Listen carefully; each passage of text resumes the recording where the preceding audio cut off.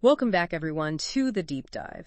This time, we're going way back to explore how ancient Chinese medicine viewed lower back pain. Ooh, very cool. Yeah, so we're looking at excerpts from the Yellow Emperor's classic of internal medicine. Oh, wow. Which is, considered like the foundational text of Chinese medicine. Yeah. And get this. It's written as a conversation between the Yellow Emperor and his physician, Qi Bo. Oh, very interesting. So we're basically going to be eavesdropping on some seriously old-school medical advice, right? I love that. That's a great way to put it. So what I find fascinating is that this text, it reveals a whole different way of thinking about the body.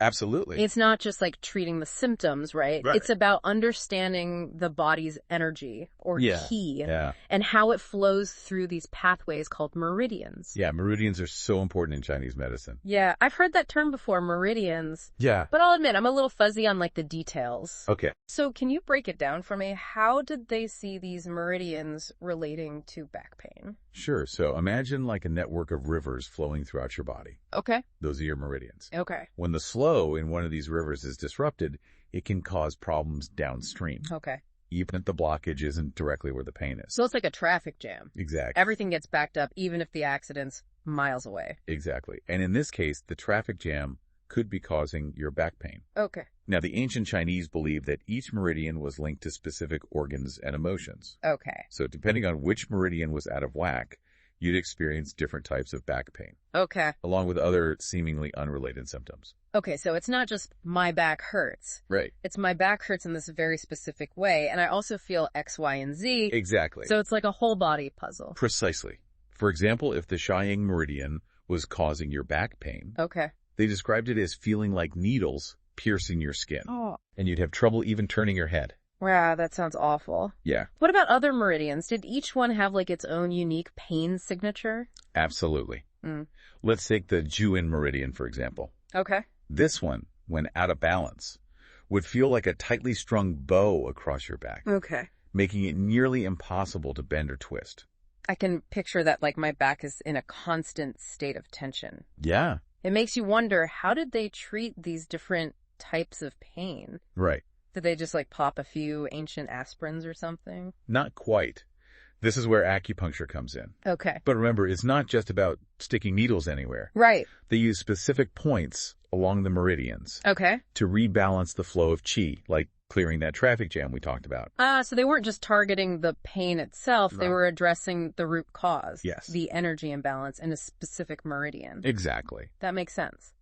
I'm curious, though, how did they actually know which meridian was the culprit? That's where the detailed symptom descriptions came in. Okay. By carefully observing not just the location of the pain, but also its quality, accompanying symptoms, Right. and even emotional changes, they could pinpoint which meridian needed attention. Wow. So it's like detective work. Yes. You have to look at the whole picture, Exactly. not just the obvious clues. And this approach reflects a key principle of ancient Chinese medicine, Yeah. treating the whole person, not just the disease. That's incredible. I'm starting to see how this ancient wisdom could be relevant even today. Yeah, definitely. But before we go too far down that rabbit hole, Okay. let's unpack how they actually used acupuncture to fix these energy imbalances. Sure. What were they doing with those needles? Was it just about pain relief, or was there something more to it? Right. It wasn't just about pain relief, Remember, they saw back pain as a sign of something deeper, Okay. an imbalance in the body's energy flow. Right. So acupuncture is about restoring harmony to the whole system. So it's like fine-tuning an instrument. Yeah, You're but- not just silencing like the bad notes. Right. You're adjusting the whole thing to create like a beautiful sound. That's a great analogy. Thanks. Now, one of the techniques they used was bloodletting. Okay, bloodletting. Yeah. That's one of those things that sounds a little scary to our modern ears. Right. I'm picturing leeches and all sorts of crazy stuff. It wasn't quite as dramatic as that. Okay. They'd use very fine needles to prick specific points along the meridians and release just a few drops of blood. Oh. Think of it like a tiny pressure valve. Okay. Just releasing enough to relieve the pressure. Interesting. So it was a very targeted approach. Exactly. Not just draining blood willy-nilly. Right. And here's another fascinating detail. Cool. They believed that the best time for bloodletting depended on the season. Oh, wow. For example, they cautioned against drawing blood from certain meridians during the spring. Because they thought it could disrupt the body's natural energy flow at that time of year. Oh, that makes sense. So they were really in tune with like the natural world. Absolutely. And how it influences our bodies. Yeah. It's like they saw the body as part of a larger ecosystem. Exactly. Not just like a separate entity. And that's a concept we're starting to rediscover today. Oh, really? With the growing interest in things like chronobiology. Yeah. And the gut microbiome. Right. You know, we're realizing that our bodies are deeply connected to the rhythms of nature and the trillions of microorganisms that live within us. It's like we're coming full circle. Yeah. Rediscovering this ancient wisdom with the help of modern science. Exactly. But I have a question. We've been talking about these meridians. Yeah. And how they relate to different types of back pain. Right. But could you give me like a concrete example? Sure. Like, let's say I go to an ancient Chinese physician. Okay. Complaining about a stiff, achy lower back. Yeah. What might they do? Well, first they'd ask you a lot of questions. Not just about your back pain. Right. But also about your overall health, your digestion. Okay. Your sleep.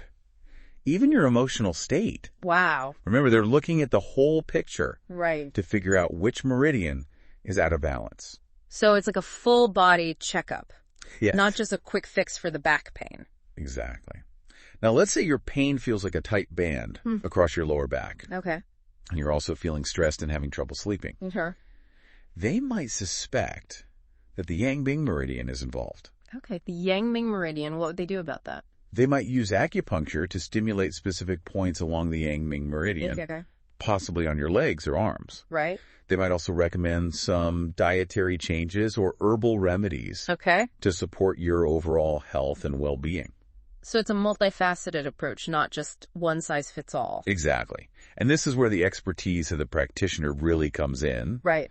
They need to know not just the points, but also the person, understanding their unique constitution and how to tailor the treatment accordingly. I'm starting to see why this tradition has endured for centuries. Yeah. There's like a depth and sophistication to it that goes way beyond just treating symptoms. It's a holistic system that acknowledges the interconnectedness of the body, mind, and spirit. Right. And while some aspects might seem strange to us today, yeah, there's a lot we can learn from their emphasis on balance prevention and treating the whole person. This is all so fascinating. Yeah. It makes you wonder how these ancient principles might be applied to modern approaches to back pain. Right. But before we get ahead of ourselves, let's delve into some more specific examples of how they treated different types of back pain. Okay. I'm amazed by how much they were able to understand about the body without all the technology we have today. It really is remarkable. And their observations were incredibly detailed. For instance, they noticed that pain from the tie-in meridian often felt worse at night and could even be triggered by changes in the weather. Wait, really? My back does tend to ache more when it's cold and damp out. Oh, yeah. Are you telling me like the ancient Chinese were onto something there? They might have been. Mm-hmm. They believed that this type of pain was related to an imbalance in the tie-in meridian. Okay.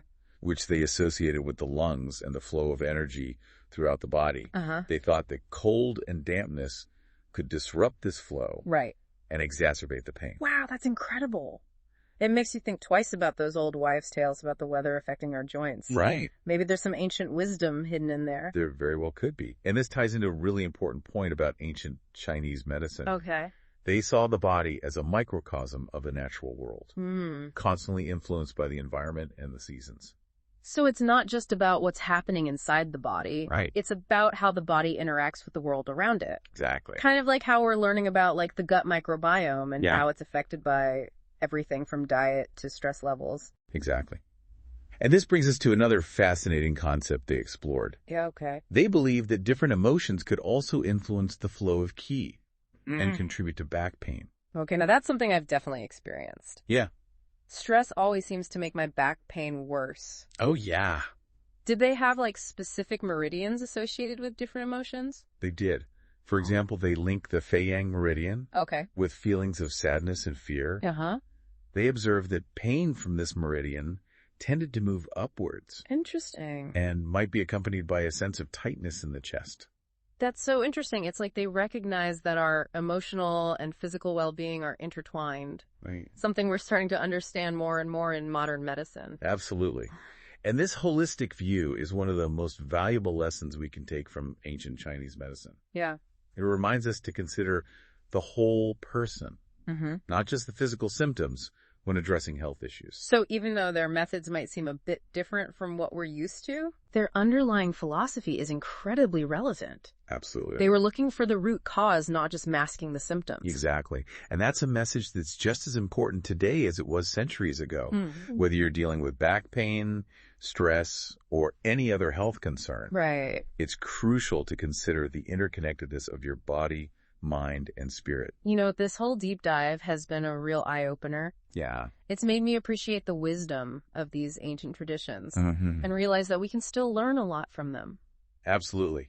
It's been a pleasure exploring this ancient text with you. Likewise. I hope our listeners have gained a new perspective on back pain. Yeah. And a deeper appreciation for the interconnectedness of our bodies and the world around us. Me too. And thanks to everyone who joined us for this deep dive into ancient Chinese medicine. We'll be back soon with another fascinating topic, so stay tuned.